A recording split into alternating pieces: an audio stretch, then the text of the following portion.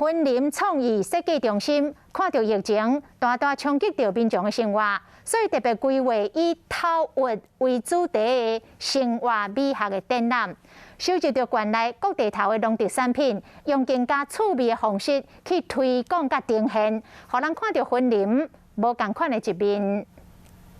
婚林创意设计中心特别找县内农特产的业者来文化中心做展览，而且有业者自由介绍，让人会当用无同的方式去体会和熟悉地方产品。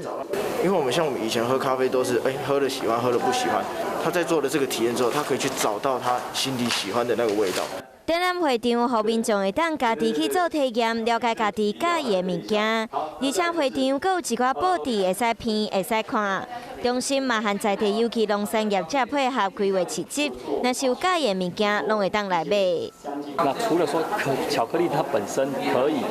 这个可以让我们放松心情之外，再加上这么多天然的元素，我们在地的元素来结合，对我们的一个心灵上也会比较放松。生理上面这个疗愈的部分，